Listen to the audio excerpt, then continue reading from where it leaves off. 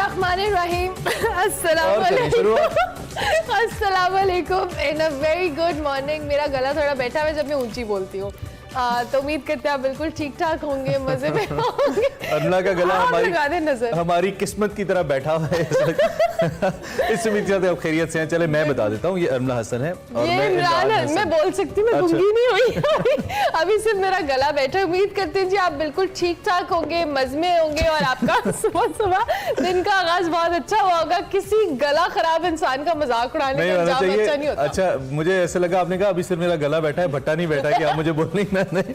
खैर जी, उम्मीद है कि आप खैरियत से हैं और दिन का आगाज आपका अच्छे से हुआ। नहीं तो हम अच्छा से करने के लिए आ गए हैं, कोशिश करेंगे इंशाल्लाह कि आपके साथ हमारे साथ अच्छा गुजरे और कल का दिन भी उम्मीद है आपका अच्छा गुजरा होगा।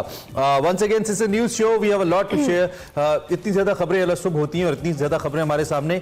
अच्छा, पूरी रात भी अगर आप खबरें देख के सोएं, जब सुबह उठते हैं आप 6, 7, 8 घंटे के डिफरेंस से बहुत कुछ नया आया होता है। लेकिन हम कोशिश करते हैं कि आगाज गुड नोट पे, पॉजिटिव नोट पे करें।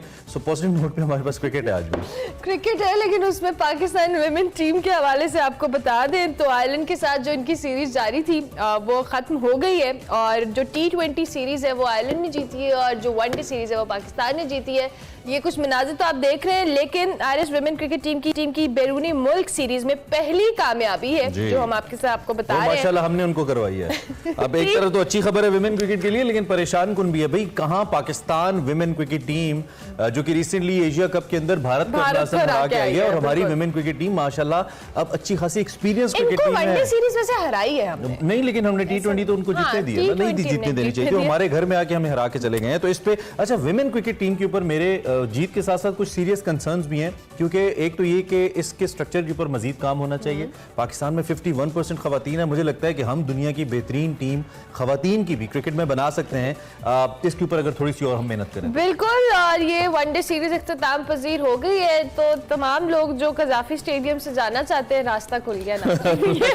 बता दूं सबसे अच्छी खबर है। साथ साथ उन्होंने आयरलैंड की जो कैप्टन है उन्होंने कहा है कि लाहौर बहुत खूबसूरत है, उन्हें देखने का मौका नहीं मिला। फिलहाल देखने वाला था भी नहीं जहां से आपने गुजर के जाना था, लेकिन स्टिल वी होप कि अगली बार जब आप आए सीरीज खेलने तो आप लाहौर को भरपूर तरीके से एक्सप्लोर करें। और पाकिस्तान विमेन टीम को और आयरलैंड की टीम दोनों को मुबारकबाद, क्योंकि वनडे भी जीती है और सीरीज जीती है। और इनकी टीम की एक बात अच्छी मुझे लगती है कि इनकी जो किट्स है ना वो हमसे मिलती जुलती हैं थोड़ी। 92 वाली किट्स ग्रीन, वो थोड़ी फील उस तरह की आती है। खैर जी, चले बहुत ज्यादा मुबारकबाद। आगे बढ़ते हैं। पाकिस्तान और आयरलैंड की बात हमने कर ली, लेकिन स्पोर्ट्स के हवाले से भी है अनदर न्यूज़ और वो आपके पास है। बिल्कुल मेरे पास है। भारत और न्यूजीलैंड के दरमियान जो सीरीज है उसकी ट्रॉफी की रोड की गई, जिसमें दोनों टीम्स के कप्तान ने साइकिल भी चलाई। और जब तकरीब के दौरान ये विजुअल्स हम आपको वीडियो दिखा रहे हैं, क्यूट है क्योंकि जब हवा चली तो वो गिरने लगी थी ट्रॉफी, जिसे न्यूजीलैंड के कैप्टन विलियमसन ने बहुत तेजी से पकड़ लिया और हार्दिक ने टेबल को पकड़ लिया। यानी ट्रॉफी में ये रोनुमाई में एक बहुत क्यूट सी वीडियो हमने सोचा कि आपके साथ शेयर की जाए। बिल्कुल, और ये आप देख रहे हैं उसके मनाजिर भी। हार्दिक पांड्या के बारे में कहा जा रहा है कि मुस्तकबिल में मुस्तकिल कप्तान हो सकते हैं सभी फॉर्मेट्स के, खासतौर पे जो शॉर्ट फॉर्मेट्स हैं उनको, उनके हवाले से कहा जा रहा है। खैर इस हवाले से भी आपको बताएंगे, it's going to be interesting series. वैसे आज इंग्लैंड और ऑस्ट्रेलिया का भी मैच है जो अब इस वक्त शुरू हो चुका हुआ होगा यकीनी तौर पे। अच्छा जी, आगे बात कर लेते हैं जॉयलैंड के हवाले से। कल हमने बात की थी ना, तो आज प्राइम मिनिस्टर ने कहा कि नहीं भाई, एक्सप्रेसो में बात हुई है, इसको हटा दें। हाँ, तो हम क्रेडिट क्यों ना लें, कल हमने बात की, इससे पाबंदी उठा ली गई। 18 नवंबर को आ रही है जी जॉयलैंड। और अब वो लोग जिनको खदशात हैं उनकी राय का भी एहतराम है, जिनको खदशात हैं उनकी राय का भी एहतराम है, और जो लोग देखना चाहते हैं उनकी राय का भी एहतराम है। सभी पाकिस्तानी हैं, तो हम क्यों ना देख के फैसला करें कि चीज़ क्या अच्छी है क्या बुरी है, बजाय इसके कि हम उससे पहले ही इतना कंट्रोवर्शियल कर दें। लेट्स वॉच द फिल्म, अगर उसमें से कुछ अच्छा होगा उसकी तारीफ करेंगे, कुछ बुरा होगा उस पर तनकीद करेंगे। अच्छा, इसमें कुछ पार्ट्स जो हैं उसको उन्होंने काट दिया, यानी कट कर दिया, सेंसर कर दिया है, तो जो एतराजात थे उनको भी मलूज़े खातिर रखा गया है और इस मूवी को रिलीज भी किया जाएगा 18 नवंबर को all over the Pakistan. So we hope कि जो कंसर्न्स थे जिसके एक बार मूवी को देखें और उसके बाद जो आपके कंसर्न्स हैं फिर उसका इजहार करें। So congratulations to film Joyland की पूरी कास्ट और टीम को, जिनकी बहुत मेहनत है। ऑब्वियसली 6 सालों की इसके बाद इजाजत मिल गई है। इसके बाद the story that we have very interesting, क्योंकि पाकिस्तानियों के पास हर चीज का तोड़ होता है। हम अक्सर एक वर्ड यूज करते हैं जुगाड़, वी हैव जुगाड़ फॉर एवरीथिंग। कभी कभी अच्छा होता है, कभी अच्छा नहीं होता। ये मनाजिर आप देख रहे हैं, ये किसी बहुत तरक्की याफ्ता स्कैंडिनेवियन मुल्क के नहीं है जहाँ पे ये इजाद की गई है। ये पेशावर के मनाजिर हैं जहाँ पे लोगों ने गैस ना होने के बायस उसका इलाज निकाला है, और वो इलाज बड़ा दिलचस्प है और वो इलाज इतना खतरनाक है। मैं सोचती हूँ पाकिस्तानियों आइडियाज लाते कहाँ से हो जी? आपने बचपन में वो गुब्बारे देखे थे लंबे सॉफ्टवेयर वाले? They want to fly high, हाँ, जो बाजारों में मिलते थे, उन्होंने इसके अंदर गैस भर के उसके साथ कंप्रेसर लगा लिए हैं कि आप इसके थ्रू, जो गैस की किल्लत है ओवरऑल पाकिस्तान में ही और पेशावर में भी स्पेसिफिकली, तो उन्होंने गैस के गुब्बारों में गैस भर के तो उसको कंप्रेसर लगा के तो उसको इमेजिन कि अगर एक छोटा सा गुब्बारा है गैस का, जो नॉर्मल गैस होती है, वो फटता है तो उसका वो कितना डेंजरस होता है। इमेजिन अगर एक के अंदर गैस है, सुई गैस है या नॉर्मल गैस है, एलपीजी है, क्या सूरत हाल हो सकती है। सबसे बेहतरीन ये है कि बेहतरीन किस्म का सिलेंडर खरीदा जाए, बड़ा सिलेंडर खरीदा जाए। सुई गैस वालों ने उन्होंने प्रॉपर्ली उसको तमाम स्टैंडर्ड्स के मुताबिक आवाम के लिए बनाया है कि आप वो सिलेंडर्स खरीदें और उसका इस्तेमाल करें। नॉर्दर्न खुद भी दे रही है सिलेंडर्स, इस हवाले से ये भी अवेलेबल है। तो ये बहुत नुकसानदेह बात है जी। जितने लोगों ने ये इजाद की है उनसे हमारी गुजारिश है अपनी जान से और आसपास के लोगों की जान से भी मत खेलिए। ये क्रिएटिविटी कहीं और निकाल लें, खुदा का नाम है, जाने मतलब पाकिस्तान कुछ भी मतलब हम नहीं चाहते कि हमें पेशावर के लोग हवा में उड़ते दिखाई दें। We so love you all, so please be very careful. On lighter note भी हम बात करें और सीरियस नोट पे भी बात करें, दोनों एलिमेंट्स हैं इसके अंदर, प्लीज अपना ख्याल रखिए। क्या आप सियासत की बात? जी बड़ी खबर।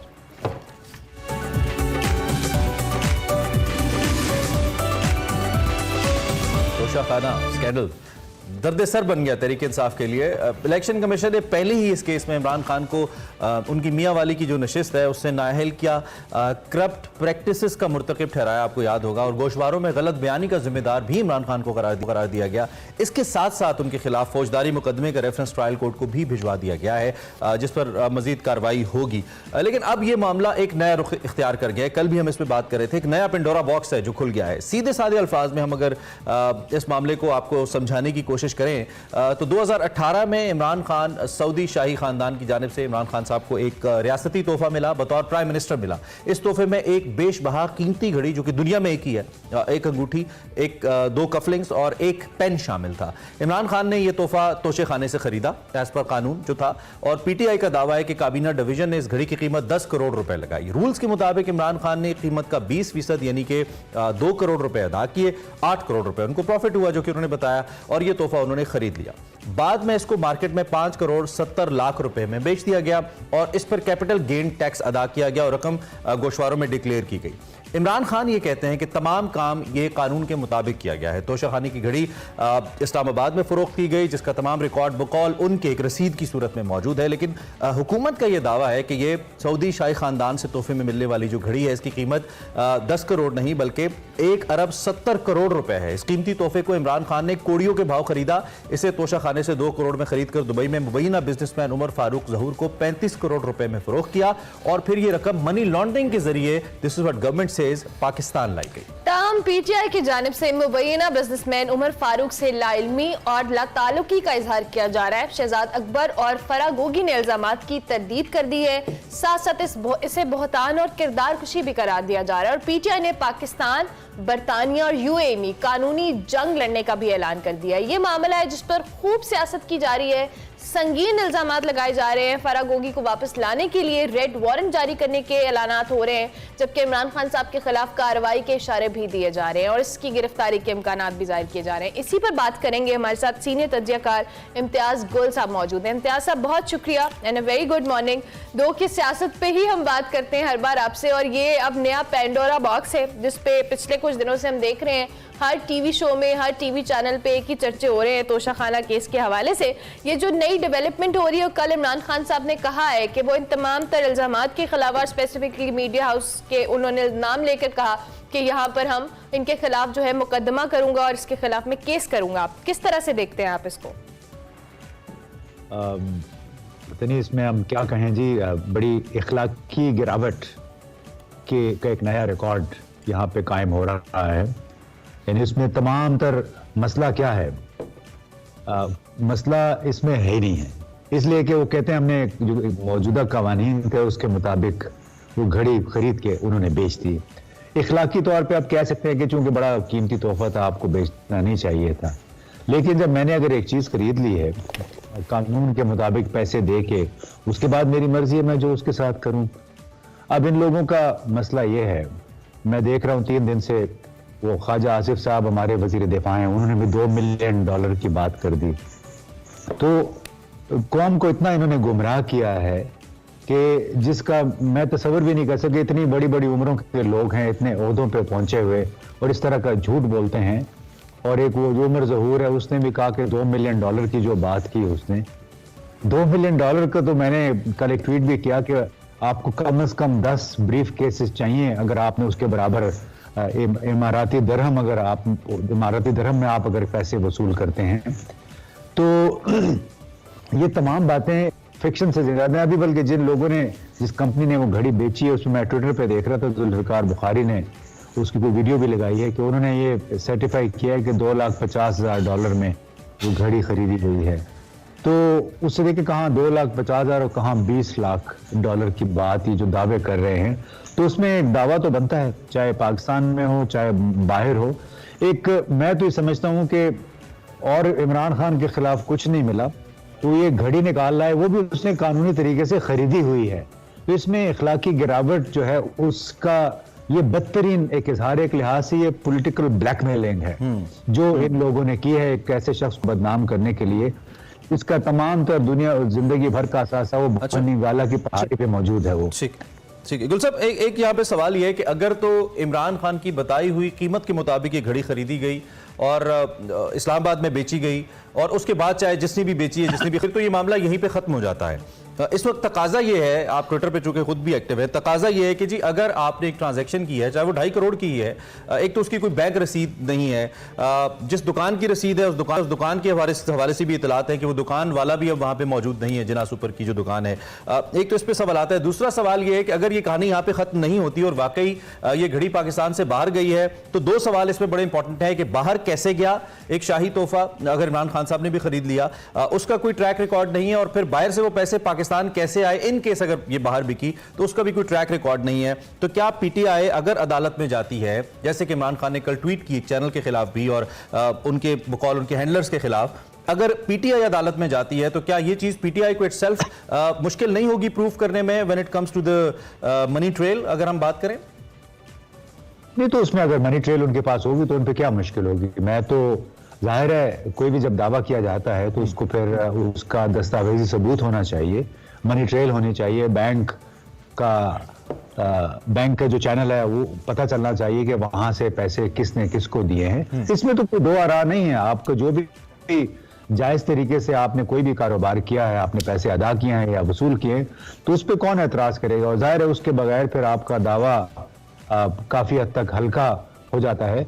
और उसमें देखें जो इनसे पहले मैं तो ये कह रहा हूं कि सुप्रीम कोर्ट को अब चाहिए, क्योंकि पाकिस्तान के और बहुत तमाम मसाइल तो हल हो गए हैं, तो अब सुप्रीम कोर्ट को ये चाहिए कि गुज़िश्ता 20-22 बरसों में जितने भी तोशाखाना में चीज़ें आई हैं उन तमाम का रिकॉर्ड मंगवाएं और फिर पता लगाएं कि किस वज़ीर आज़म किस सदर ने क्या क्या चीज़ें हासिल की हैं।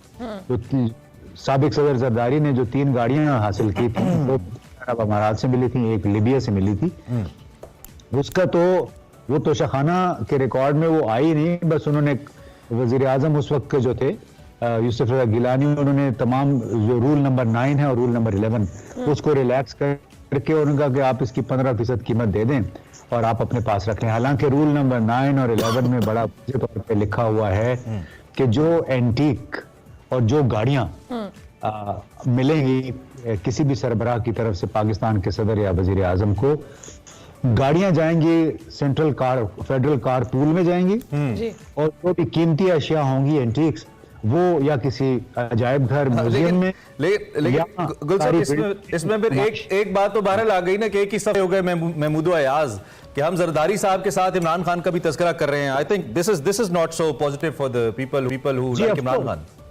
जी बिल्कुल, देखिए कवानीन की खिलाफ वर्जी हुई है, उधर भी हुई, अगर इधर भी हुई है तो उसका तो उनको कीमत अदा करनी पड़ेगी। हम किसी का देखिए जी, बतौर पढ़े लिखे इंसान किसी भी शख्स को और कानून पसंद शख्स किसी को भी गैर कानूनी किसी भी हरकत की हिमायत नहीं करनी चाहिए, भले किसी ने भी की हो। ठीक है इम्तियाज गुल साहब, आपने भी पहले कहा कि कुछ नहीं, हम ट्विटर पे देख रहे हैं ये भरपूर कैंपेन चल रही है तोशा खाना को लेकर, और ऐसे लग रहा है इस मुल्क का सबसे बड़ा मसला फिलहाल तोशा खाना है और बाकी इकोनॉमी या दीगर मामलात कहीं दूर पीछे रह जाते हैं। पिछले दिनों अहम तानाती एक मसला था, अब ये तोशा खाना को एक नया बना लिया गया है। इस पे हुकूमत भी खुलकर पॉइंट स्कोरिंग कर रही है और इमरान खान साहब ने भी बड़े दावे कर दिए हैं कि अब वो जो एक स्पेसिफिक मीडिया ग्रुप है या एंकर है जिनके खिलाफ भी कार्रवाई करेंगे और सारा कुछ होगा। अब इसका नतीजा क्या निकलेगा, क्या मकासद होंगे इसके हासिल? क्योंकि ऑब्वियसली तोशा खाना, अता तारड़ साहब कह रहे हैं कि इमरान खान साहब को कैद हो सकती है, सजा हो सकती है, वो जेल जा सकते हैं। आपको लगता है कि तोशा खाना को बेस बनाकर ये इतने संगीन इकदाम किए जा सकते हैं? देखिए, मैं तो समझता हूँ कि हमारे अक्सर सियासतदान खासतौर पर जो इमरान के खिलाफ हैं वो कोई सियासी मस्खरों की तरह चीखों पुकार कर रहे हैं। इसलिए कि जो शख्स भी ये कह रहे हैं कि ये तोहफा बेचने के चक्कर में उनको सजा भी हो सकती है, तो भाई आपके पास अदाद शुमार हैं, दस्तावेजात हैं, आप अदालत में जाएं, उनको कसूरवार ठहरा कर सजा दिलवा दें। इसमें चीखों पुकार करने की क्या जरूरत है? इन्होंने एक कॉमेडी का थिएटर बना दिया है इस बात को, और बाकी देखें, अल्लाह खैर करेगा।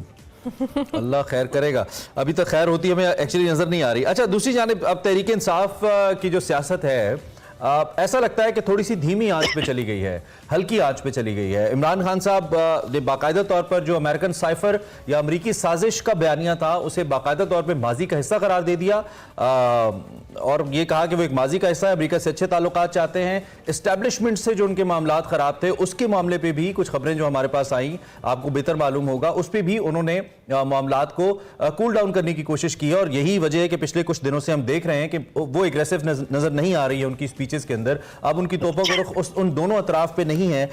तो ये जो नया टर्न है तहरीक इंसाफ की सियासत का, I won't call it a U turn, लेकिन जो नया टर्न है सियासत का, इससे आप क्या नतीजा अखज़ कर रहे हैं? क्या कोई बातचीत हो गई है या तहरीक इंसाफ को अब ये लग रहा है कि नहीं, नवंबर इज ऑलमोस्ट ओवर, कुछ मिलना नहीं है? आप इसको कैसे एनालाइज कर रहे हैं? देखिए, अव्वल तो बात यह है कि वो फायरिंग वगैरह करके इमरान खान को डीमोबिलाइज तो कर दिया गया ना। अब जिसने भी की है उनका मकसद ये था कि लॉन्ग मार्च को डिसरप्ट करें, उसको आहिस्ता करें, स्लो डाउन करें, वो उन्होंने कर दिया है। दूसरी बात, ये जो मुखालफिन की तरफ से बार बार आती है, किसी भी की तरफ से आती है, ये हमें ज़हन में रखना चाहिए कि बैनुल अक़वामी ताल्लुकात वो किसी मुस्तकिल फिक्स पोजीशंस पे नहीं होते हैं। यानी आपको याद है कि साबिक अमरीकी सदर ट्रंप ने जनवरी 2019 में पाकिस्तान को काफी बुरा भला कहा था न्यू ईयर ट्वीट में, लेकिन उसी ट्रंप ने फिर बाकायदा इमरान खान को एक खत लिखा दिसंबर 2019 में कि हमने अफगान तालिबान के साथ बातचीत करनी, उसमें हमारी मदद करें। ठीक है, इस तरह चीन और अमेरिका के बदतरीन ताल्लुकात रहे हैं, एक दूसरे के खिलाफ शदीद इल्जामात लगाते रहते हैं। उनमें मुज़ाकरात का सिलसिला, बातचीत का सिलसिला कभी मुनक़ते नहीं हुआ। यही हाल रूस और अमेरिका और यूरोपीय मुल्कों का भी है। तो हमें अवाम को ये बताना चाहिए कि अगर किसी लीडर ने कोई बातें की हैं खास मौके पे, तो उसका ये मतलब नहीं होता कि आप मुस्तकिल ना आपने उसको पत्थर में उसको कंधा नहीं कर दिया है, बल्कि बैनुल-अक़वामी सियासत है वो ज़रूरतों की बुनियाद पे होती है। जिस मुल्क को जब भी दूसरे की जरूरत पड़ेगी, भले उसने उसके साथ बहुत बुरा किया हो, वो दोबारा उसको मदद के लिए पुकारेगा, उसकी तरफ हाथ बढ़ाएगा। तो हमें ये, हमारे जो सियासतदान हैं, बाज़ औक़ात लगता है स्कूल लेवल के स्टूडेंट्स हैं, ये आर्गूमेंट इनका नहीं बिल्कुल कबूल करना चाहिए कि इमरान खान ने उस वक्त ये कहा था और अब ये कह रहे हैं। भाई सियासत है, सियासत में उसको कहते हैं पीपल मूव ऑन। एक दफा आपने अपना मौक़िफ़ बयान कर दिया, उसके बाद आप आगे चल पड़ते हैं और मुल्क की खातिर होता है, कोई अपना शख्सी मफाद के अपने जाती मफाद की खातिर तो कोई काम नहीं करता। तो लिहाजा हमें आवाम को जरा थोड़ा पढ़ी लिखी बात करनी चाहिए, जो रट लगाई हुई है हमारे सियासतदानों ने, इससे थोड़ा सा हट के बात करनी चाहिए। ठीक हो गया, thank you very much Imtiaz गुल साहब, शुक्रिया कि आपने early in the morning join किया। मौजूदा सियासी सूरत हाल पे बात कर रहे थे, तोशा खाना केस के हवाले से हम बात कर रहे थे और इम्तियाज गुल साहब हमारे साथ मौजूद थे। अभी हम एक ब्रेक लेंगे, ब्रेक के बाद नजर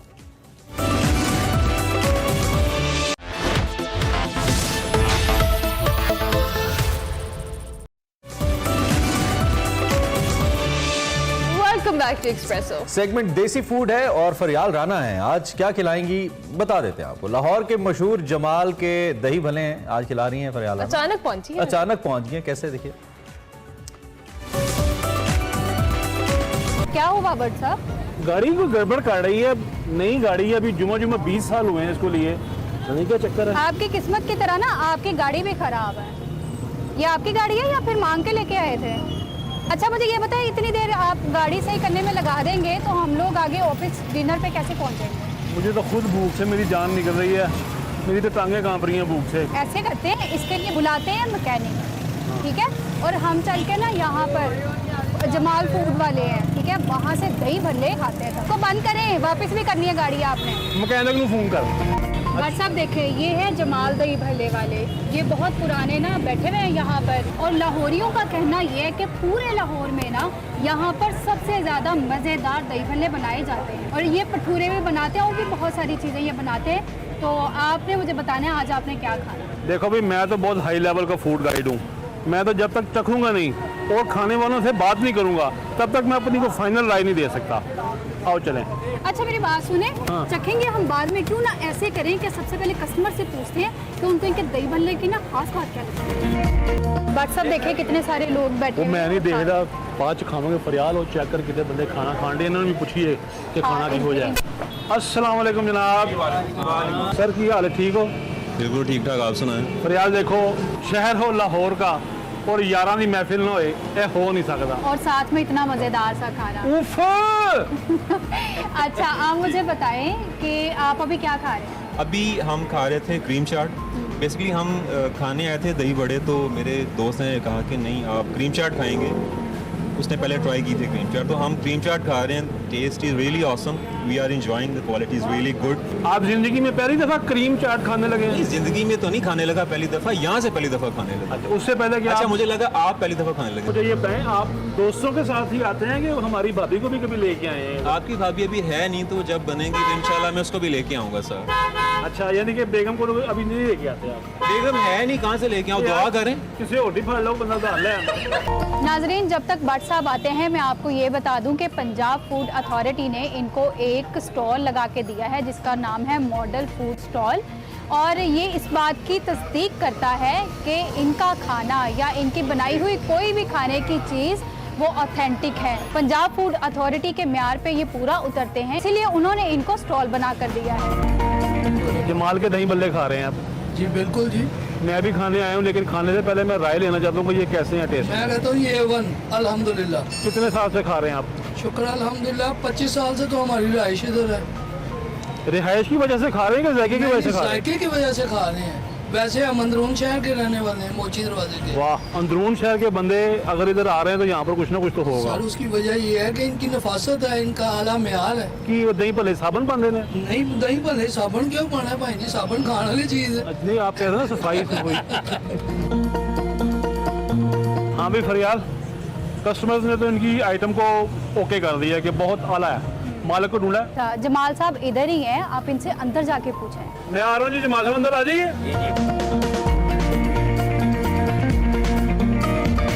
अस्सलाम वालेकुम जमाल साहब। वालेकुम सलाम जनाब। जमाल साहब आप कितने अरसे से काम कर रहे हैं? जी मैं 92 से अपने वालिद साहब के साथ काम कर रहा हूँ। 92 से मेरी विदाई से पहले की वालिद साहब काम करते हैं, तो वालदा मेरी वालिद साहब बताते थे कि 1 रुपए की प्लेट से हमने शुरू किया। सेम इसी प्लेस पे? नहीं सर, पहले हम इधर रेडी लगाते थे, अभी ये 5 साल हुए हैं हम दुकान में शिफ्ट हुए हैं। आपको इस काम में पकवाई भी तो करनी पड़ती है ना, ये बाजारी पकौड़ियाँ कि आप खुद? नहीं, हम अल्हम्दुलिल्लाह बेसन खुद पसवाते हैं दाल ला के, और जो भी मसाला जाता है वो हम खुद चक्की से पसवाते हैं। बाजारी मसाला, बाजारी कोई भी चीज़ हम यूज़ नहीं करते, और तमाम आइटम हम खुद बनाते हैं। इसके अलावा आपने कोई और ब्रांच बनाई हुई है? नहीं, फिलहाल कोई ब्रांच नहीं। बट साहब आपको पता है इनकी रेसिपी क्या है? मैंने नहीं पता, मेरे को दही भले लांदा रहे। अच्छा जमाल साहब, आप भट्ट साहब को बताएं कि आप भल्ले ना कैसे बनाते हैं, रेसिपी क्या है इसकी? दाल माश के भल्ले बनते हैं। तकरीबन दाल माश जो है ना वो 3 घंटे ग्राइंड होती है, उसके बाद जो है ना बिल्कुल वो मक्खन।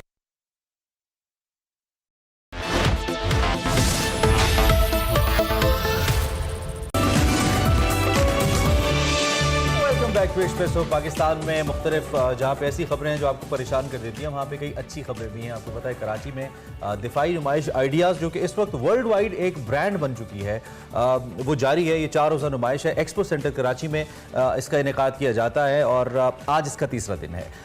इस 2022 की इस नुमाइश में 50 से ज़ायद ममालिक हैं जो कि शरीक हैं और जो मुख्तलिफ दिफाई अशिया हैं उनकी नुमाइश की जा रही है।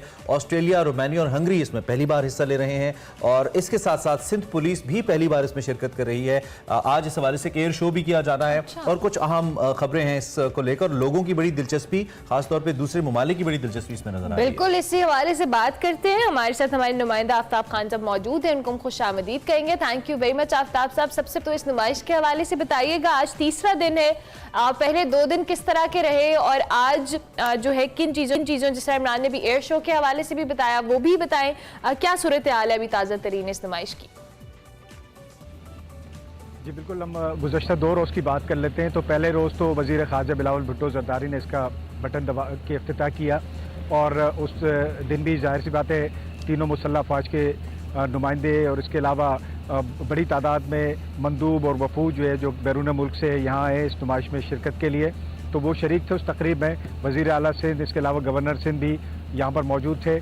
और उसके बाद कल की अगर हम बात करें दूसरे रोज़ की, तो कल जो है हमने ये देखा कि बड़ी तादाद में पाकिस्तानी मसनूआत जो है उसके MOUs जो है जो कि पाकिस्तान एयरफोर्स और इसके अलावा दीगर जो हमारी लोकल कंपनीज़ हैं जिसमें गिट्स है और इसके अलावा पाकिस्तान ऑर्डिनेंस फैक्ट्री और इस समय दीगर जो कंपनीज़ हैं उनके MOUs जो है बैरूनी ममालिक से जो मंदूब आए हुए हैं या वफूद आए हुए हैं उनके साथ MOUs साइन हुए हैं।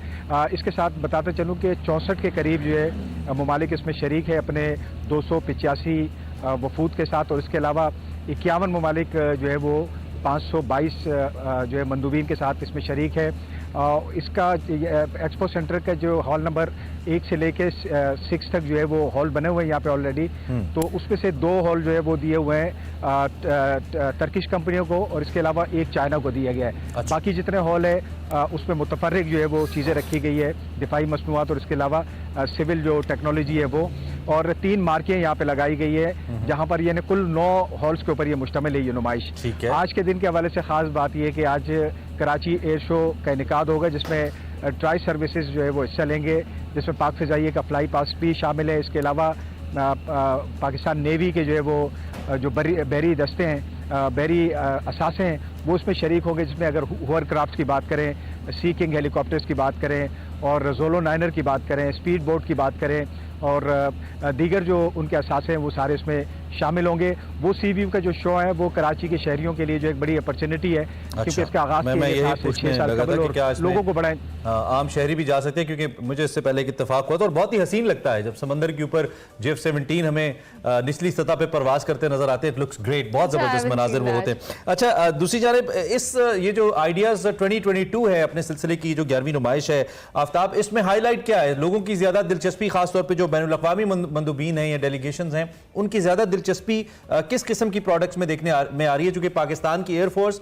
और पाकिस्तान की फोर्सेस दुनिया की चंद उन एक फोर्सेस में शामिल हैं जो कि बहुत सारी चीज़ें खुद बना रही हैं, बहुत सारा इक्विपमेंट, ये एजाज़ हमें हासिल है। तो किन अशिया में ज़्यादा दिलचस्पी देखने में आ रही है लोगों की? जी देखिए, फिर मैं इस तनाजुर में जो ट्राई सर्विसेज की बात करूंगा, यानी पाकिस्तान नेवी, आर्मी और इसके अलावा पाकिस्तान एयरफोर्स। तो पाकिस्तान एयरफोर्स की अगर बात करते हैं तो उनका जो सुपर मशाक ट्रेनर है वो कल हमने देखा कि जो कि बैरूनी हिस्से में रखा हुआ है और लोगों के खुसूसी तवज्जो का मरकज़ रहा। इसके अलावा जो है वो JF Thunder 17 जो है जो कि पाक चाइना जॉइंट वेंचर है और उसमें जो एडिशन की गई है एक फ्यूल प्रॉप लगाया गया जिसमें एयर टू एयर जो है रिफ्यूलिंग हो सकती है, जहाज को लैंड करने की ज़रूरत नहीं पड़ती। 2 दिन पहले जो बहरीन में शो हुआ था उसमें JF Thunder 17 जो है बगैर किसी जगह, किसी स्ट्रिप पे या किसी रनवे पे लैंड किए हुए या किसी बेस के ऊपर लैंड किए हुए वो कंटिन्यू जो है उस 4 से 4.5 घंटे की फ़्लाइट उसने एयर टू एयर रिफ्यूल करके जो है वो पाकिस्तान वापस पहुंचा बहरीन से। तो वो भी खुसूसी तवज्जो का मरकज़ है। उसका एवियोनिक सिस्टम जो है वो भी स्ट्रेंथन किया गया है, यानी देखने की जो सलाहियत है, नाइट ऑपरेशन है, उसके अलावा दीगर। और फिर खासतौर पर जो है JF थंडर 17 के हवाले से बताते चलूँ कि ऑपरेशन स्विफ्ट रिटॉर्ट जो हुआ था, अभिनंदन वाला जो वाक़या था पाकिस्तान और भारत का जो मार्का हुआ था, तो उसमें JF थंडर 17 का एक बड़ा कलीदी रोल उसमें भी रहा। तो ये दुनिया इसकी सलाहियतों की मोतरफ हो चुकी है, इसकी सलाहियतों को मान चुकी है। और इसी तनाजुर में जो है हमने देखा कि सुपर मशाक और इसके अलावा जो है JF थंडर 17, फिर अगर हम पाकिस्तान ऑर्डिनेंस फैक्ट्री के प्रोडक्ट्स के ऊपर आते हैं तो कल अबाबिल ड्रोन जो है वो लॉन्च किया गया है, जो कि अपने साथ जो है वो 10 किलो तक जो है वो लोड ले जा सकता है। और वो जो है दुश्मन के इलाके में जी इम्कानात मौजूद हैं कि इस नुमाइश के बाद कुछ ममालिक के साथ हमारी कमर्शियल डील्स भी हो सकती हैं दिफाई सामान के तनाजुर में। जी बिल्कुल, माजी में जो है वो MOUs वगैरह साइन हुए और उसके बाद जो है वो प्रोडक्ट जो है वो उन ममालिक ने हासिल भी किया पाकिस्तान से। और इसके साथ साथ कल तक, यानी ये दूसरे रोज़ की अगर हम बात कर रहे हैं, आज तो खैर तीसरे दिन का आगाज़ हुआ है, तो कल 6 जो है मुआहदे हो चुके हैं। तो ये मुझे लग रहा है कि ये तादाद सैकड़ों में, दर्जनों में जाएगी ये मुआहदों की तादाद। और ये एक बहुत अच्छा साइन है पाकिस्तान के लिए। और ख़ास तौर पर जो है इस नुमाइश के हवाले से, दिफाई नुमाइश के हवाले से एक चीज़ और जो पाकिस्तान की जानिब से अक़वाम आलम को दी जा रही है, दुनिया भर को, वो ये कि एक अमन का मैसेज दे रहे हैं। और तमाम जितने ममालिक हैं उनको एक ही छत के नीचे लेके आते हैं कि जी आप आएँ और यहाँ पे अपने प्रोडक्ट जो है उसकी शेयरिंग करें, मीटिंग्स होती है। और यहाँ पे जो है बहुत सारी चीज़ें, एक बड़ा इसका जो वॉल्यूम अगर देखें तो बहुत ज़्यादा हमें वो नज़र आता है दिफाई लिहाज से भी। और इसके अलावा सिविल टेक्नोलॉजी में बहुत अहम चीज़ें पाकिस्तानी मसनूआत की शक्ल में, या इसके अलावा दुनिया भर से जैसे टर्किश कंपनियाँ आई है, अमेरिका, फ्रांस और इसके अलावा दीगर जो ममालिक आए, तो उनकी चीज़ें जो है यहाँ पर मरकज़ निगाह हैं। और हमारी चीज़ें जो हमारी पाकिस्तानी साख्ता जो जितने भी मसनूआत हैं वो तो खुसूसी तवज्जो का मरकज़ है ही। बिल्कुल बिल्कुल, ब्रिलियंट ब्रिलियंट। और इन दी एंड कराची के शहरी कितनी दिलचस्पी ले रहे हैं? क्या लोगों का रश एक्सपो सेंटर पर नज़र आ रहा है हमें देखने के लिए? बिल्कुल, कल शाम की अगर मैं बात करूं तो यहाँ पे बड़ा एक जम्मे गफ़ीर इकट्ठा हुआ था लोगों का।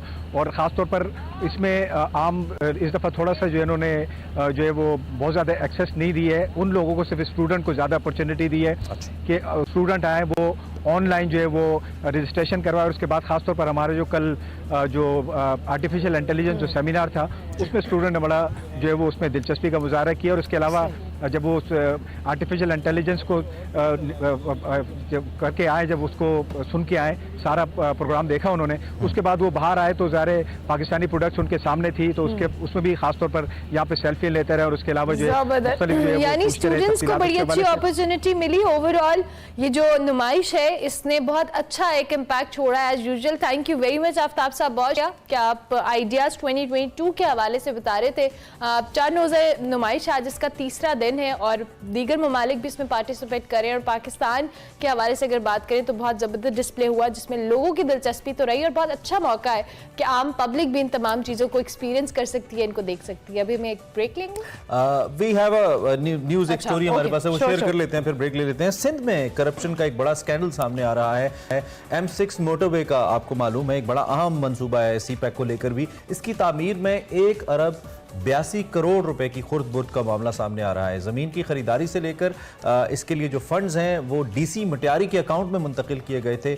ज़राए का ऐसा कहना है कि फंड्स में से 1 अरब 82 करोड़ रुपए गायब हो गए। 1 अरब 82 करोड़ रुपए उन फंड्स में से गायब हो गए। डिप्टी कमिश्नर मटियारी अदनान रशीद और assistant commissioner Saeedabad new Saeedabad Mansoor Ali Abbasi को इस हवाले से मुअत्तल कर दिया गया है।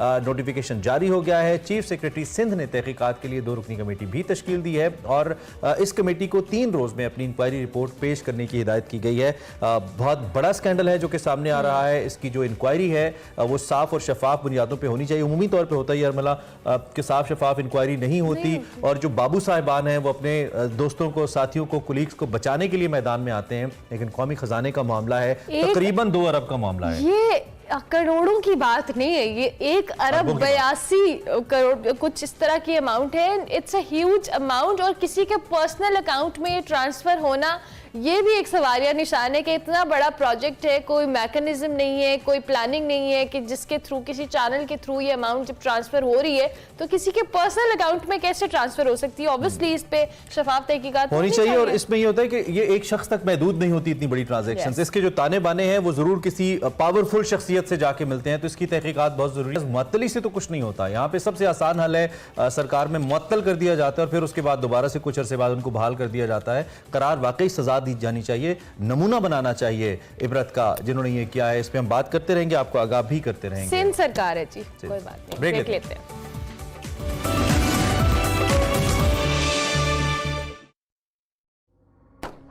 किरची किरची ये टूटता है, हर रोज ये बिखरता है, बर्बाद है सकून इसका, हर चौक पे चौराहे पे लुटता है, उजड़ता है, उदास है हर करिया इसका, सिसकियों में डूबा रहता है, खौफ की चादर ओढ़े डरता है, सहमता है, क्या तारीकी है मुकद्दर इसका, ये शहर सबसे पूछता है, आखिर क्या है कसूर मेरा, ये शहर सबसे पूछता है।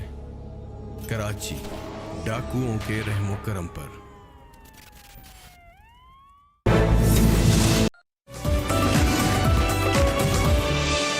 एक्सप्रेसो में एक बार फिर आपको खुशामदीद। बात करेंगे रेडियो, टेलीविजन और फिल्मों के मुमताज अदाकार शफी मोहम्मद शाह की, जिनको मदाओं से बिछड़े 15 बरस बीत गए। शफी मोहम्मद साहब को हम याद करें तो उनके कितने खूबसूरत अदाकार हैं, क्या फाइन एक्टिंग है, क्या बात है। जो यंगस्टर्स आजकल एक्टिंग करना चाहते हैं, they must watch Shafi Mohammad. Exactly, vocal quality से लेकर एक्सप्रेशन, एवरीथिंग, बहुत जबरदस्त अदाकारी। और हमने तो शायद, मैंने उस तरह से इनके ड्रामाज नहीं देखे, बट अब चूंकि हम इन क्लिप्स में और जब इनको याद करते हैं तो बहुत सारी चीज़ें हम देखते भी हैं, तो स्टिल बहुत इम्प्रेसिव अदाकारी होती है। और ऐसे लेजेंड्स के लिए, हमारी जनरेशन के लिए जो अब नए एक्टर्स हैं, उनमें बहुत कुछ सीखने को। और अब ड्रामा बहुत आसान हो गया है, जिस तरह ड्रामास बनते हैं आजकल। उस वक्त जब ड्रामास बनते थे, पाकिस्तान टेलीविजन बनाता था, एक स्टेशन पे यूजुअली एक ही ड्रामा शूट हो रहा होता था या बन रहा होता था। बड़ा फोकस और कंपटीशन बहुत ज्यादा था, क्योंकि एक स्क्रीन थी। अभी तो 20 स्क्रीन्स हैं और सोशल मीडिया अलग से है, हर कोई अपने यहाँ कर रहा है। लेकिन they were the fine people, trust me, और उनका काम देख के लगता है कि वाकई दे वर द लेजेंड्स। उस वक्त ड्रामा भी एक लगता था और वीक में पता होता था एक स्पेसिफिक दिन है, स्क्रीन पर यही ड्रामा लगेगा और कोई कंपटीशन नहीं। अब तो इतने सारे चैनल्स आ गए, प्राइवेट टीवी चैनल्स, उन पे ड्रामास लगते रहते हैं, बट स्टिल क्वालिटी। शाह साहब, अल्लाह आपको गरीक़ रहमत करे, आपके दर्जात बुलंद करे। अच्छा जी, अब चूंकि साथ साथ सेगमेंट्स भी हमारे चल रहे हैं, शफी साहब को ट्रिब्यूट तो दिया, व्हाट वी हैव नेक्स्ट। बिल्कुल, वकार अहमद मलिक, चूंकि आपको पता है हमारे बहुत ही जबरदस्त किस्म की काबिल होनहार हमारे शो का सासा हम कहते हैं इनको, वकार भाई। जब जब हमें इनकी डोमेन से रिलेटेड कोई भी बात होती है, हम कहते हैं वकार भाई हम आपको बहुत मिस करते हैं। लेकिन स्टिल जी, वकार अहमद मलिक ने हमें सफर शर्त में बहुत कुछ दिखाया, और वादी ग़िज़र के हवाले से, उसकी बेमिसाल खूबसूरती के हवाले से भी हमने बहुत कुछ देखा। 21 एक साथ हमने आपको दिखाई। इन 21 एक साथ में क्या क्या देखा वादी ग़िज़र में, वो हमने भी वकार मलिक की आंखों से खुद देखा। This is Pakistan, this is Ghizer, northern Pakistan with Waqar Malik. What a great chapter. Welcome. और मुझे मालूम है अभी बहुत कुछ है जो आया ही नहीं है, उसकी ग्लिम्स है। How was the experience? बहुत अला एक्सपीरियंस था। आप ये देखें कि थर से लेके, यानी सराउंड से लेकर पहाड़ों तक जो एक्सप्रेसो को एक एजाज़ हासिल है, वो ये है कि ऐसे सिंगर, ऐसे कल्चर के वाले से ऐसे लोग जिनको शायद मकामी तौर पे तो वो सेलिब्रिटी हैं, लेकिन मेन स्ट्रीम मीडिया पे कभी नहीं आए, और हमने उनको लेके आए। ये हमारे लिए बहुत बड़ा एजाज़ है। इसमें ग़िज़र में हाजिद कबूल साहब थे, बाद में उनकी वफ़ात हो गई। फंडर में भी आपने एक नाबीना जो स्टार प्लेयर थे वो देखे। इस तरह के बहुत सारे करैक्टर्स हैं। लैंडस्केप तो अपनी जगह पे है, बट यहाँ तक ये एक बात है कि जो ग़िज़र है उसको मुमताज़ अब कैसे कह सकते हैं बाकी तमाम गिलगित बल्तिस्तान से। मैं अमूमन कहता हूँ कि मिसाल के तौर पे स्कर्दू है तो अपने हाई माउंटेन्स की वजह से मशहूर है, या हुंज़ा है तो अपनी हिस्ट्री और आर्कियोलॉजी की वजह से। मुख्तलिफ एक किसी की भी एक जहत जो है ना वो बड़ी नुमाया होती है किसी एक जगह की। उन तमाम जहतों को, जितने भी इलाके हैं, उन तमाम जहतों को इकट्ठा किया जाए और किसी एक जगह पे फेंक दिया जाए तो वो ग़िज़र कहलाएगा। मतलब ग़िज़र में आपको आर्कियोलॉजी मिलेगी, हिस्ट्री मिलेगी, लैंडस्केप मिलेगी, आबशारें मिलेगी, पानी वफ़र मिलेंगे, हर तरफ पानी पानी है।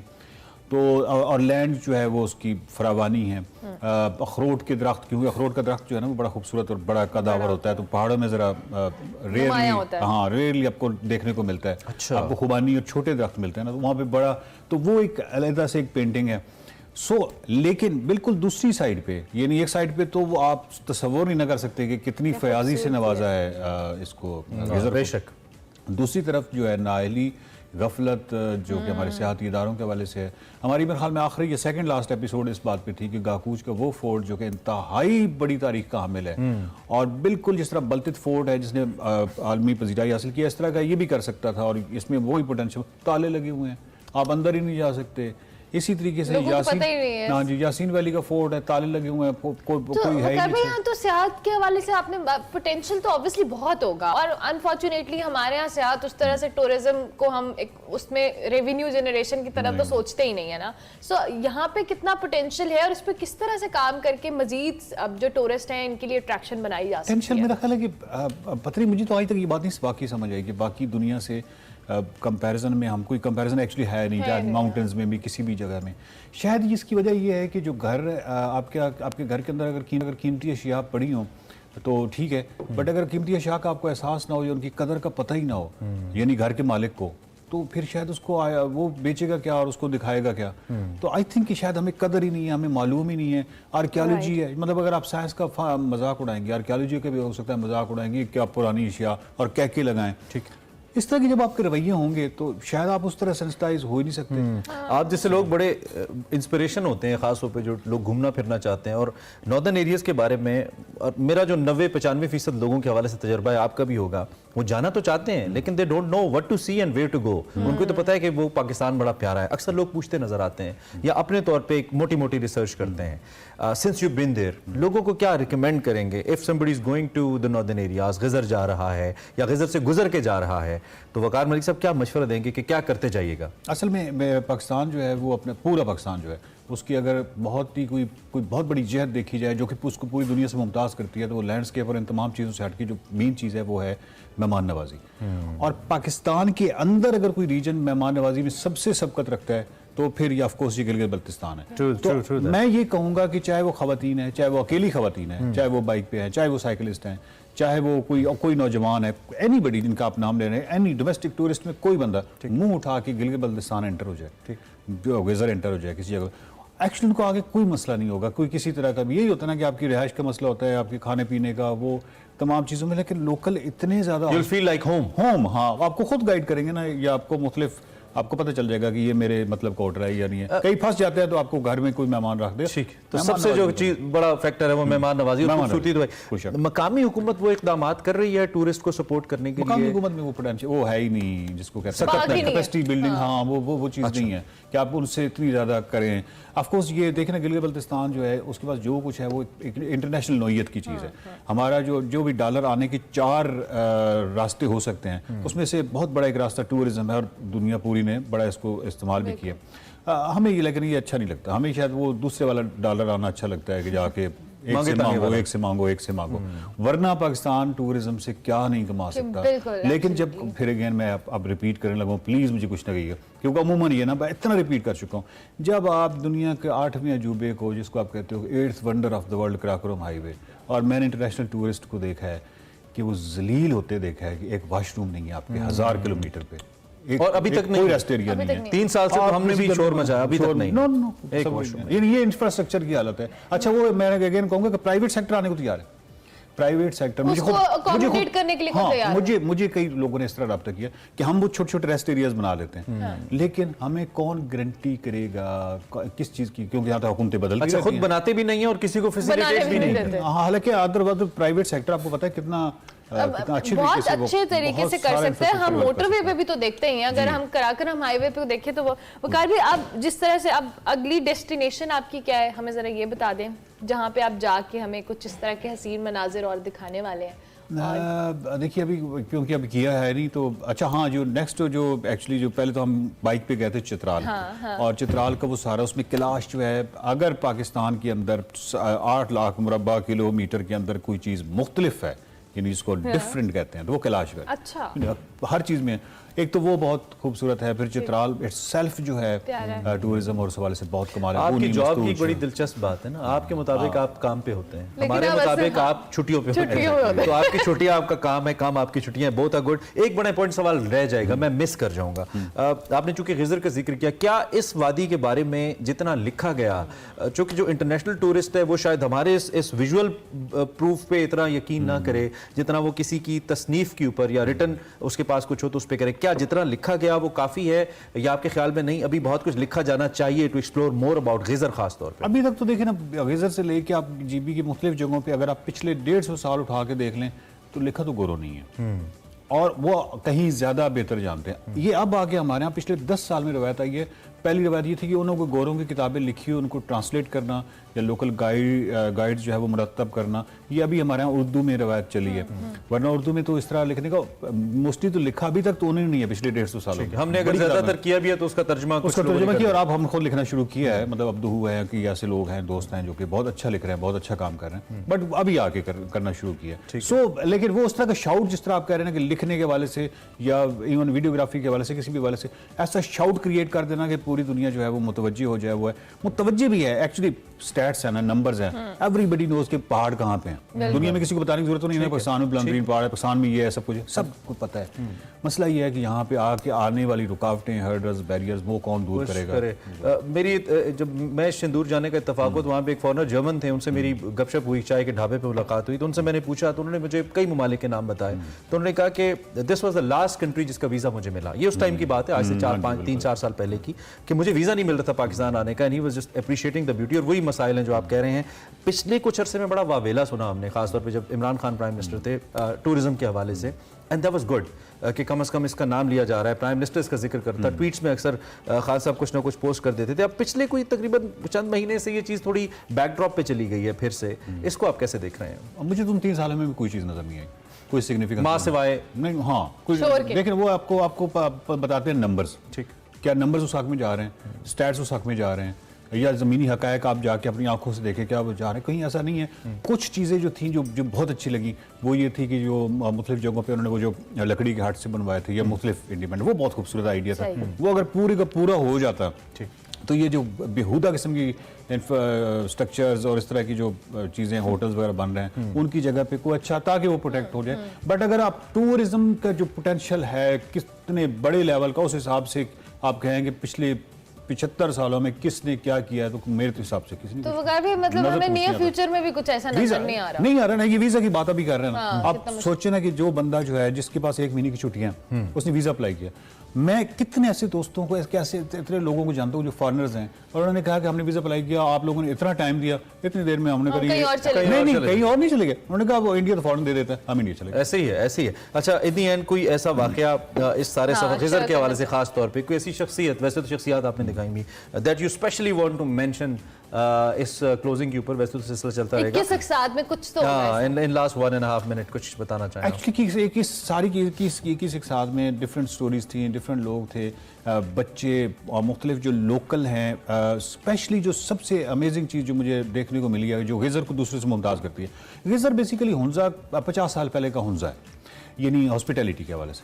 कि जो सबसे अमेजिंग चीज़ है कि अगर आप होटल के मालिक हैं और आप गिजर से ताल्लुक़ रखते हैं, और अब मैंने 1 या 2 रातें आपके पास स्पेंड की हैं और अब मैंने आपको बिल देना है, अब वो एक मरहला है। गिजर लेंगे नहीं, मतलब उनके लिए इतना मुश्किल होता है, यानी उनको ये समझाना कि इस तरह कारोबार नहीं चलता। और दूसरा ये है कि वो कहते नहीं, अब एक मेहमान है, घर में रहा है या होटल चले उसको कह ले, मतलब कमरे में रहा है, मैं उसके पैसे कैसे हुए हैं और खाना मैंने दिया। और ये आप पाकिस्तानी टूरिस्ट हैं, हम अगर यूट्यूब पे डियर व्यूवर्स अगर लिखें सिर्फ, तो कई आपको फॉरेनर टूरिस्ट इसके ऊपर पूरे व्लॉग्स उन्होंने किए कि पाकिस्तान में लोग पैसे नहीं लेते, दुकानदार से पैसे नहीं लेते, आम जगहों की कहानी। और फिर नॉर्दर्न एरियाज की तो बात ही अलग है, लेकिन देने, हाँ मैं ये कहूँगा कि गिजर में ये रवायत है, खुदा के लिए कुछ ऐसे लोग होते हैं जो एक्सप्लॉइट करते हैं। और यही मैं उनको भी समझाता हूँ और इनको भी समझाता हूँ, यार एक्सप्लॉइट ना करो वो ब्यूटी ताकि कायम रहे। और उनको कहता हूँ कि भाई पैसे हर सूरत में लो। तो ये जरूरी है, टूरिज्म इसीलिए है ये आपका। हम तो नहीं सोच रहे थे वहां जाके आपका नाम लेंगे और बिल बचाएंगे अपना, आप कह रहे हैं पैसे लाजमी दें।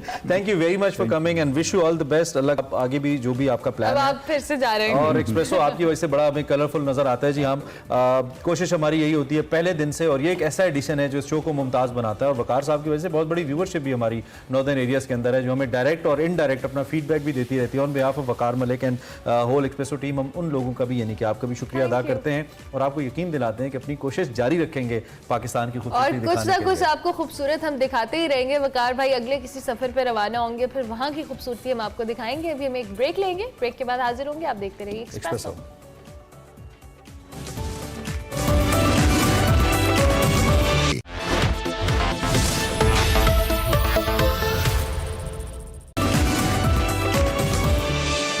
Welcome back to Expresso. Break के बाद हाजिर हो चुके हैं जी। अब बात करेंगे हम एक आर्टिस्ट के हवाले से, जिनके फन और फनकार जिनको हम कह सकते हैं, कैसे आर्टिस्ट हैं जो अपने फन को दुनिया को दिखाना चाहते हैं और बताना चाहते हैं कि समाजी कामों में भी इस तरह से अपना हिस्सा डाला जा सकता है। हम बात कर रहे हैं जी पाकिस्तान फोटो फेस्टिवल की, जिसकी नुमाइश जो है रवा माह 25 से 27 नवंबर को लाहौर कलमा चौक मेट्रो स्टेशन पे हो रही है। इसमें मुख्तलिफ लोग अपना आर्ट वर्क पेश करेंगे।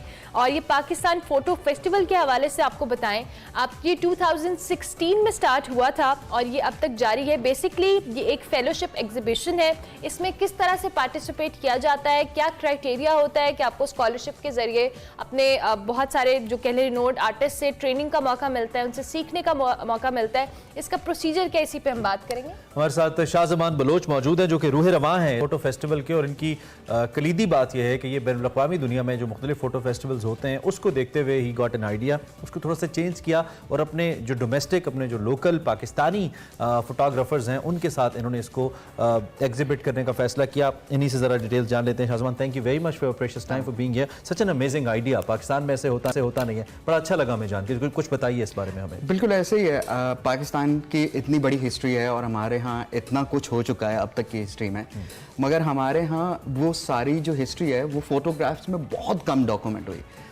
तो मेरा आइडिया ये था कि पाकिस्तान में कोई ऐसा प्लेटफॉर्म नहीं था जहाँ पे फोटोग्राफी सेलिब्रेट की जाए। जिस तरह आप दुनिया में फिल्म फेस्टिवल्स होते हैं, बाकी फेस्टिवल्स होते हैं, आर्ट फेस्टिवल्स होते हैं, मगर फ़ोटो की कोई नुमाइंदगी नहीं थी पाकिस्तान में, और ना ही फोटोग्राफी को और फोटोग्राफर्स को वो रिकग्नाइजेशन मिली हुई है हमारी सोसाइटी के अंदर। ज़्यादातर वेडिंग्स में देखा जाता है, फैशन में देखा जाता है, not the serious kind of work.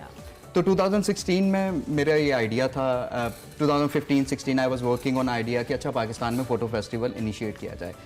फिर देन आई रियलाइज़ कि अच्छा एक और फ़ोटो फेस्टिवल दुनिया में वो क्या चेंज लाएगा, उसका कोई मकसद नहीं है, क्योंकि इंडिया में 4-5 फ़ोटो फेस्टिवल होते हैं, बांग्लादेश में, फ्रांस में, जर्मनी में, इंडिया में, अमेरिका में, हर जगह। तो हमने डिसाइड किया इन 2017 के रादर देन ब्रिंगिंग बाहर के फ़ोटोग्राफर्स का काम, हम अपने लोकल फोटोग्राफर्स को ट्रेन करेंगे। ओके।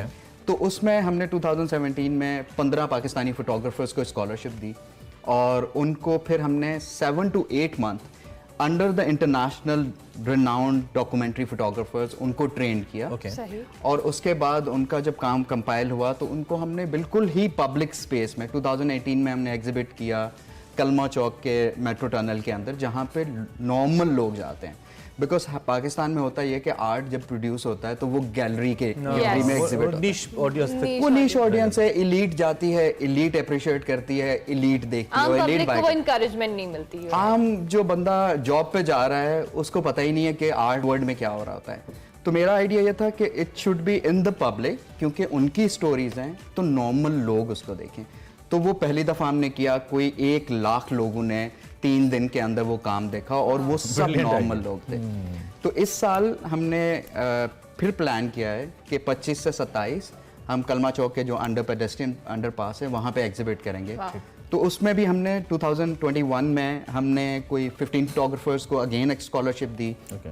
और स्कॉलरशिप का कोई हार्ड एंड फास्ट रूल नहीं है। It's very easy. अगर आपको बेसिक फोटोग्राफी आती है और आपको रिसर्च करना आती है, क्योंकि हमारे लॉन्ग टर्म प्रोजेक्ट्स होते हैं, वो ये नहीं होता कि आप गए गली में बूढ़े औरत की तस्वीर खींच ली या पिक्चर्स या landscape. It has to have a story and that story has to have a research. तो हमारे जितने भी प्रोजेक्ट्स होते हैं उसके साथ कोई 5 to 10,000 वर्ड की रिसर्च पेपर वर्क होता है।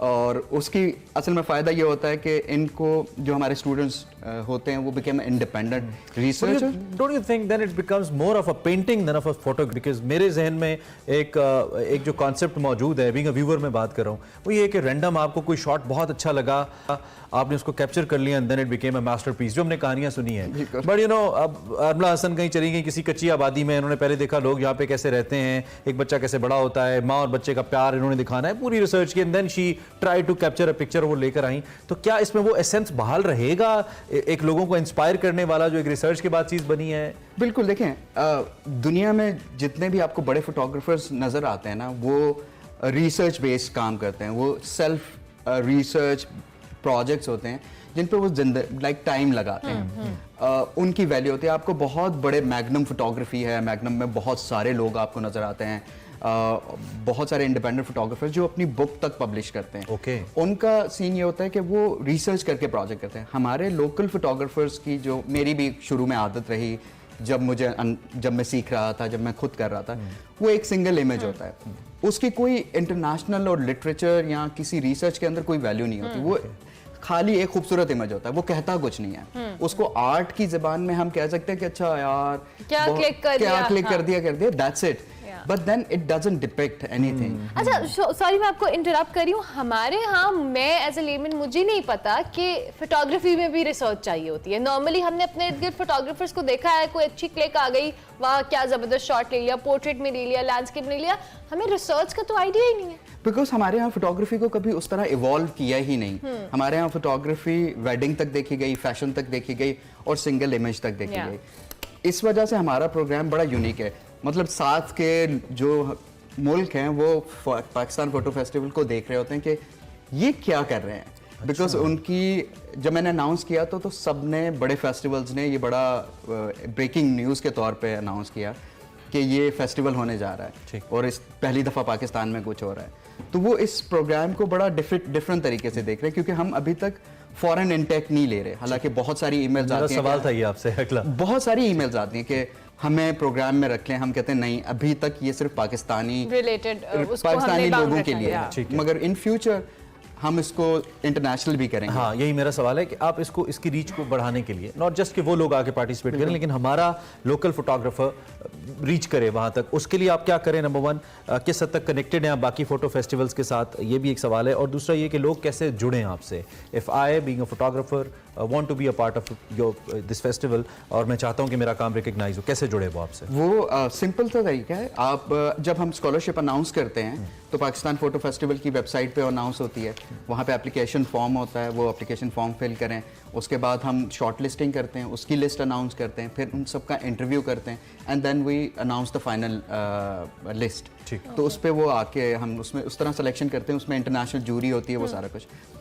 दूसरा ये कि ये project is not funded by anyone, it's self funded project. तो मैं उसको बेसिकली रन करता हूँ। मेरे साथ मेरे एक बहुत अच्छे दोस्त हैं Asim Rafiqui, he is been working for National Geographic, बहुत सारे इंटरनेशनल। तो आसिम ज़्यादातर मेरे साथ इन्वॉल्व होते हैं फेलोशिप के लिए, पढ़ाने में और इंटरनेशनल। इस दफ़ा भी हमारे पास बहुत सारे फोटोग्राफर्स थे, यूके से, इटली से, बेल्जियम से, साउथ अफ्रीका से, जिन्होंने हमारे स्टूडेंट्स को पढ़ाया। तो फोटोग्राफी का राइट इस्तेमाल, मतलब नैरेटिव वाइज, वो बहुत ज़रूरी है। अच्छा, मेरा क्वेश्चन है, ऑब्वियसली ये एग्जीबिशन आप 2016 से जैसे का आप फेस्टिवल करवा रहे हैं, किस तरह के आइडियाज़ को ज़्यादा जो आम पब्लिक के लिए जो अपीलिंग होता है या अट्रैक्शन होता है कि हम सोशल इश्यूज़ की बात करें, सर्च पेज जिस तरह फोटोग्राफी आप बात कर रहे हैं, या कोई भी ऐसी चीज़ जो बहुत ज़्यादा फोकस्ड होनी चाहिए, मज़ीद आपको लगता है उसका स्कोप बहुत ज़्यादा है? असल में फोटोग्राफी, जिस तरह के हम डॉक्यूमेंट्री फोटोग्राफी के काम करते हैं, पढ़ाते भी हैं, उसमें सारे जितने भी इश्यूज़ अवाम के साथ रेलेवेंट है, जिस तरह फोटो जर्नलिज्म की हम बात करते हैं, तो ये kind of that but longer project. अब जिस तरह हमारी पहले ही फेलोशिप थी, उसमें से 2 किताबें निकली। एक आपने सुना होगा Lahore by metro, it's a book जो हमारे स्टूडेंट ने पब्लिश की, जिसने लाहौर मेट्रो बस में ट्रैवल करने वाले लोग, नॉर्मल लोगों की स्टोरीज डॉक्यूमेंट की और उसके बाद एक बुक पब्लिश की। उसके बाद एक और हमारे स्टूडेंट थे, उन्होंने एक और बुक पब्लिश की।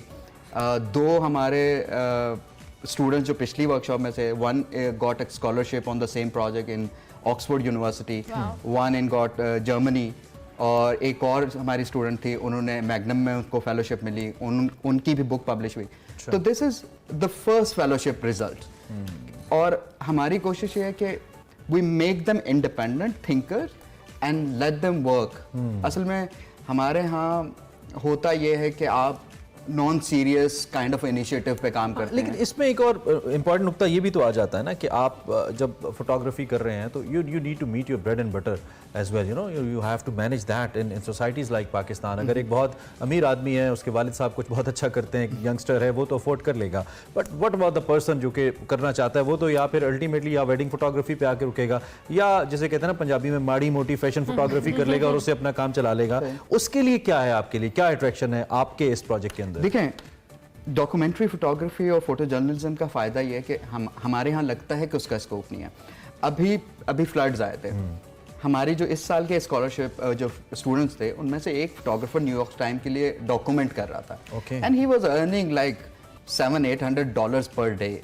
ठीक है, जब आप इंटरनेशनल मैगजीन्स के लिए या आप जब इंटरनेशनल चैनल्स के लिए या पब्लिशर्स के लिए काम करते हैं तो you earn a lot, yeah. Photography में मसला ये है कि हमारे यहाँ लोगों को आदत नहीं है लॉन्ग टर्म प्रोजेक्ट्स करने की या narrative based short term goals की तरफ हम जाते हैं और हम उसी वक्त क्लिक करते हैं and we expect. Thank you very much Shadman, wish you very best of luck for your festival. और हम कोशिश हमारे ऑफिस के करीब हम जरूर आए उसको देखें। शादमान बर्स हमारे साथ मौजूद है 27 नवंबर। आप कलमा चौक की जो मेट्रो है वहाँ पे आएंगे, वहाँ पे आप जाके इस नुमाइश को विटनेस कर सकते हैं, अप्रिशिएट कर सकते हैं काम को, बहुत कुछ सीखने का मौका भी आपको मिलेगा। यस, बहुत सारे आर्टिस्ट वहाँ पे डिस्प्ले करने वाले हैं, तो आप भी वैसे अगर फोटोग्राफी में इंटरेस्ट रखते हैं तो आपके लिए भी एक अच्छा प्लेटफॉर्म है। आप इस फेलोशिप प्रोग्राम में पार्टिसिपेट करके बहुत कुछ सीख सकते हैं और इंटरनेशनली रिकग्निशन मिल सकती है आपको। अभी हम एक ब्रेक लेंगे, ब्रेक के बाद हाजिर होंगे।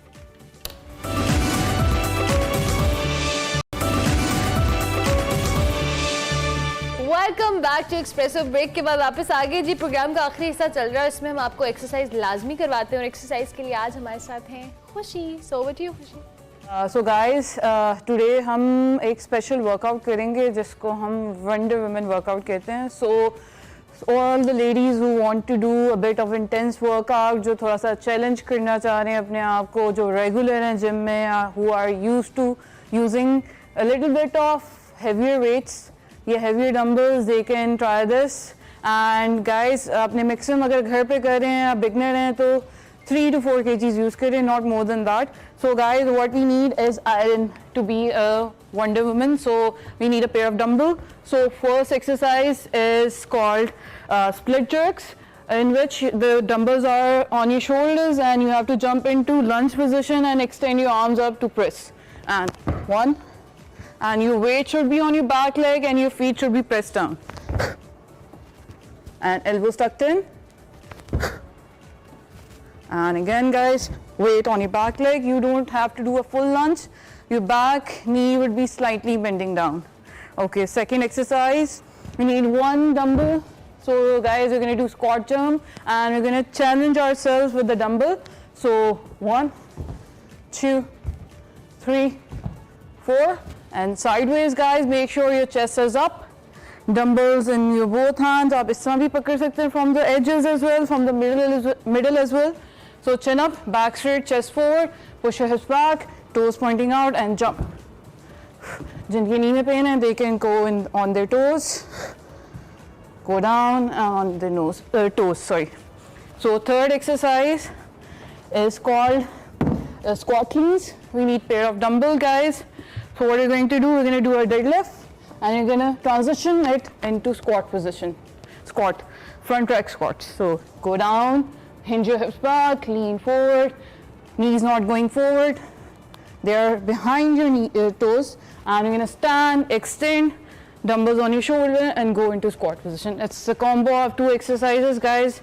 So again, go down and stand, front rack position. This is called front rack position, elbows in, chest up, chin up and squat down.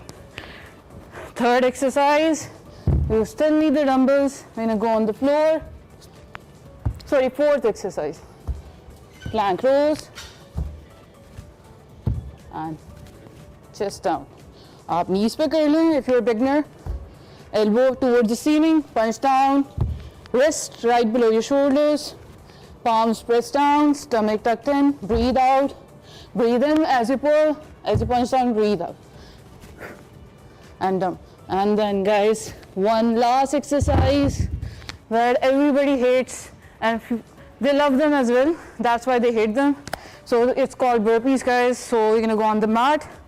This is the only exercise we're gonna do without the dumbbells. Go down, palms on the floor, chest down, jump forward, stand and jump. One more time, guys.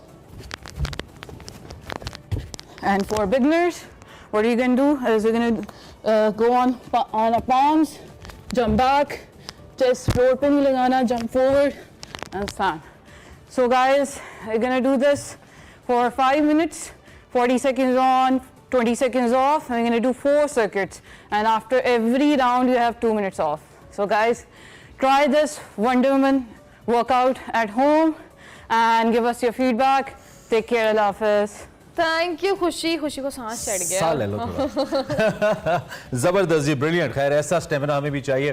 Programme बिल्कुल खत्म हो रहा है। आपको 11 साल आप बच्चे के बारे में बताते हैं, कोशिश करेंगे हो सकता है मिलवा भी दें आपको कभी। वैसे ये बरतानवी बच्चा है जिसने ज़ानत में आइंस्टाइन और स्टीव हॉकिंस का रिकॉर्ड तोड़ डाला है। बरतानिया से इनका ताल्लुक है। यूसुफ शाह इनका नाम है। IQ कमाल है इनका। इसके इम्तहान में 162 पॉइंट्स हासिल किए हैं जो कि आइंस्टाइन और हॉकिंस से भी ज़्यादा हैं। 11 साल यूसुफ ने इस इम्तहान के लिए 1 माह तैयारी की थी। आइंस्टाइन के बारे में कहा जाता है कि उनका IQ 160 पॉइंट्स था। सो हाउ ज़हीन this kid is, I mean this is brilliant. वैसे तो चांद पर कारोबार भी होने जा रहा है आने वाले वक्त में, वो भी खबर है, लेकिन उससे पहले प्रोग्राम का वक्त खत्म हुआ। कल मिलेंगे, अल्लाह हाफिज़।